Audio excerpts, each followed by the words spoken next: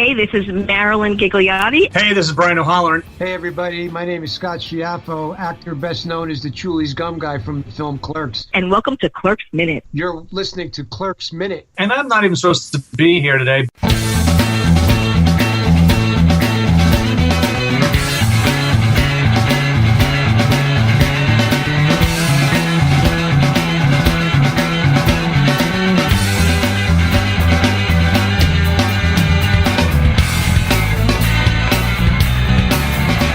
Hello everyone and welcome back to Clerks Minute, the show where we break down the 1994 Kevin Smith classic, one perfect dozen minute at a time. I'm Blake. I'm Kyle. And on the line we have a special guest from 5 Minutes of Mime, Sean Gurman. Sean, how you doing? Fantastic. Thanks for having me, guys. Glad to be here. No problem. You are actually the first person to actually request to be on this show. So we had to have you on eventually. What the hell is wrong with you? Oh, I'm a big fan of the movie, so any chance to talk about it and commiserate with fellow fans, I'm right there. I'm right there with you. Well, that's awesome. Well, before we even get into the minute, what's your history with this movie? So I grew up in Central Jersey, right around this area where Kevin Smith is from and all these guys. So, this is, I watched this. This is kind of my life. I grew up and in that area, in that time, I was a college student around the time when Kevin was filming, when this came out. So I can certainly relate to the music, the fashion, all the other stuff that's going on. And this is one of the few movies that I remember seeing in the theater. I generally, a lot of things I don't remember like the first time I saw, but I definitely remember seeing this.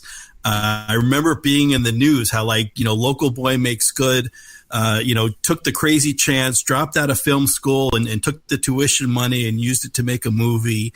And now it's a big hit and everyone's going crazy about it. And, I remember seeing it in the theater in Manhattan and just being blown away by, the reality of it, the dialogue. It just seemed, it's that you get away on a low budget and just kind of just do it. Just get your friends together, gather up all your credit cards, sell your comic books and make a movie. And then there it is in a real theater on the big screen. That is pretty freaking cool, actually. I'm not going to lie. Cool.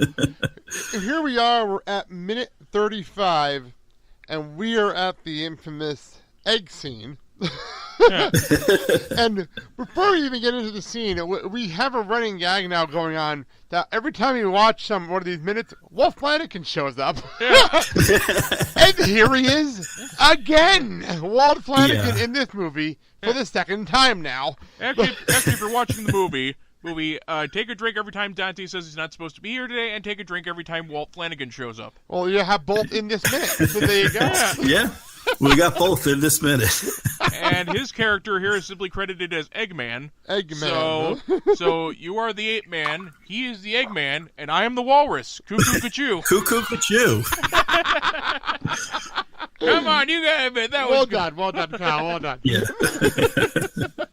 So we get into this, and first of all, I love the fact that right before we started on this, Randall looks in his face during this entire segment where it's like, what the fuck's wrong with this guy?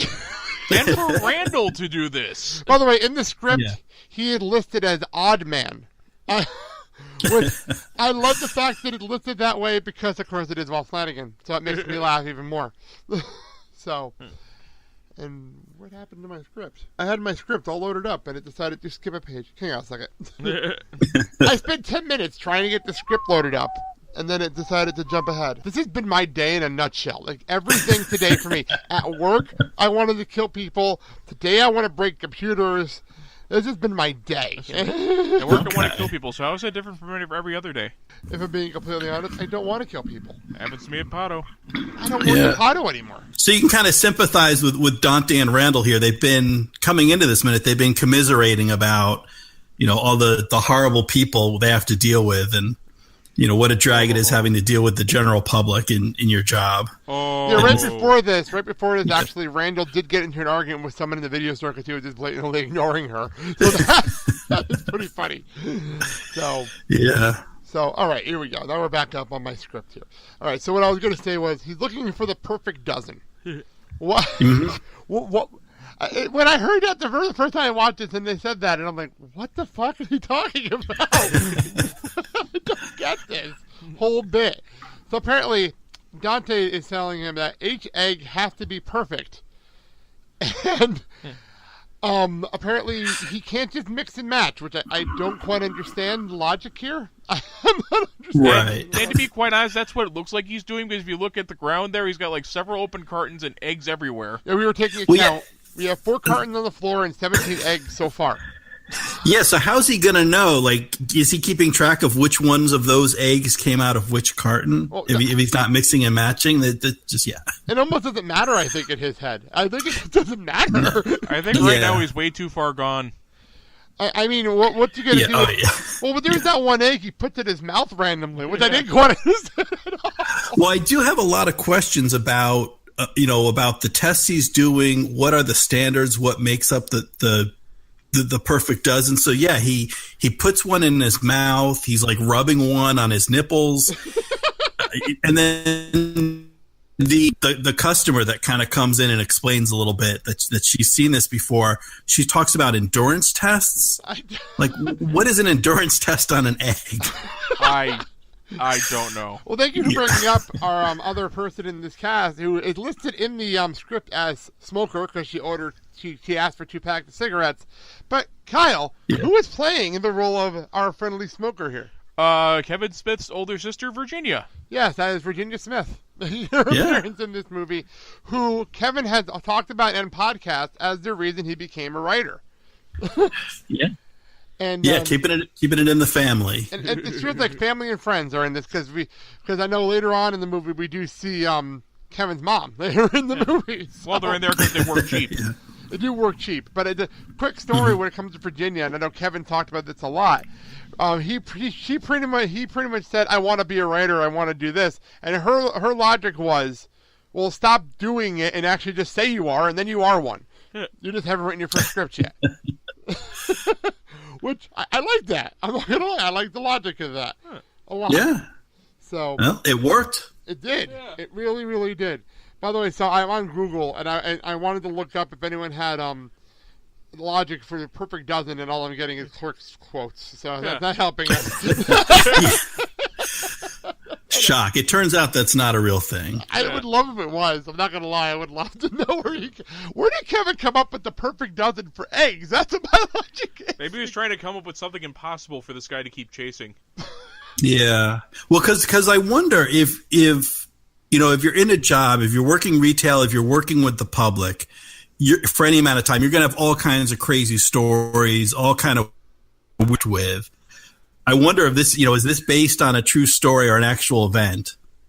I'm sure another odd customer I think we encounter later is the milkmaid, the woman that's going through and finding the milk with the latest expiration date.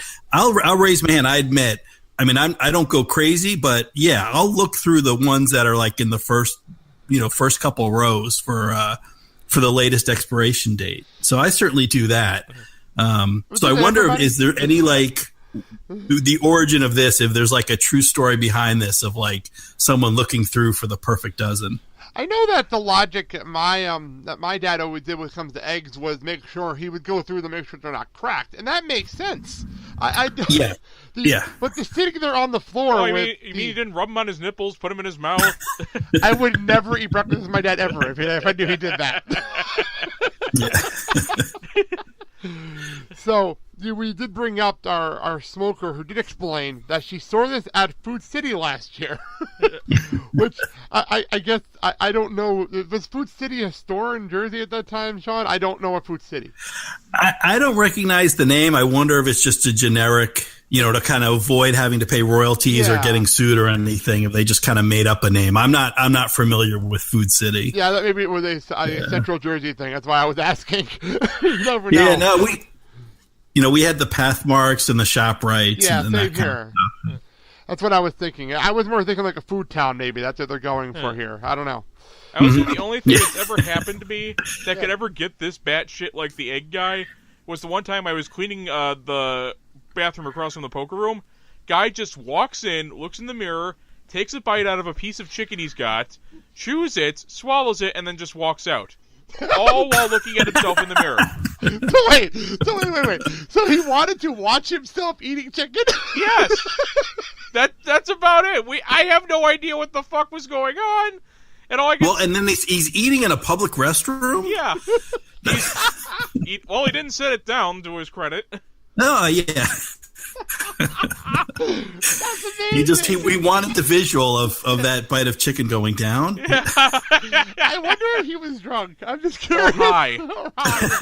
Knowing that casino, it could be either one. I'm not going to lie. Yeah. That is pretty funny. Just because I always remind people that Kyle does work at Padawan Bingo Casino downtown. So for those who want to know where he's referencing to. And that's where all the crazies go, apparently. Especially overnight, because that's when you work. Yeah. I'm sure they appreciate the plugs. Yeah. You know what? I'll do that now that my old supervisor doesn't work there anymore. Yeah. I don't like it. But notice I never say what hospital I work at, ever. Yeah. I don't do that. I don't want to do with that. So anyway, back to this. He works at Our Lady of the Worthless Miracle. So you were bringing up off air, Kyle. You were wondering to figure out how long he's been sitting here. Yeah. Well, according to the reference moment that Sean brought up before with the endurance test, apparently the guy at the last Food City was sitting there for about a half hour doing this. Fuck. And he said it happens twice a week, sometimes more. What? And I thought I was fucked up. What? I don't understand what goes through the head. Like, why? I think we should have had a psychiatrist on here. I know a couple. Yeah, a mental health professional. Well, and I also, because obviously, the customer in this case is unhinged for several reasons, but one of it is, so you're at the quick, like, how many eggs does the Quick Stop sell? Like, I'm just thinking, like, if you're really looking for good eggs, don't you want to be in a large market where they sell a lot of eggs, there's a lot of turnover. You're getting like the freshest eggs. I'm thinking those eggs might have been there a while. Those I don't know if those are the best eggs. So, by the way, they mentioned it's called Shell Shock. So, I looked up Shell Shock, and it actually is a thing. It's a real thing. It is a psychological disturbance caused by prolonged exposure to active warfare, especially under bombardment.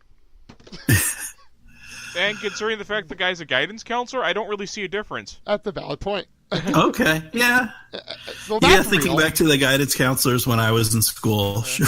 I was gonna say, that's a valid point. Yeah, during my first 2 years of high school, I wouldn't blame the teachers if they just wanted to go out to this teacher's lounge and have a nip or two. Or sit in a Food City and go through eggs. Yeah. I couldn't blame them in the least. Yeah, I know in my high school, our guidance counselors, they either didn't like you or they liked you too much, if you know what I mean. Yeah. Oh, they're like Doug's guidance counselor. There you go. Yeah. There you go. Get on the train to Yancey Town. And yes, it makes about as much sense in context. I love how our references are coming from random places today. I love it. With me, they always come from random places. Yeah. This is very, very true. Very true. So, I love the fact that she knows what's going on, and I love Randall's reaction though when she notices it, and she's like, "You're I'm as puzzled as you." Yeah. Yeah. For Randall to be speechless, of all people. Yeah, that's a good point. Yeah. Well, and if you were wondering, so you referenced I think just the previous scene or maybe a minute ago when Randall's ignoring a customer. Yeah.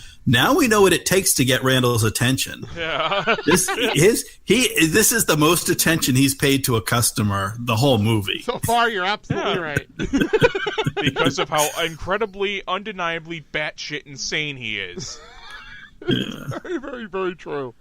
So, I will ask you, Sean, are you a Dante or a Randall? I have definite. I'd like to think of myself as a Randall, but if I'm going to be honest, I have some definite Dante tendencies. I can understand that. Yeah, I can be a bit of a whiner, but then I'll do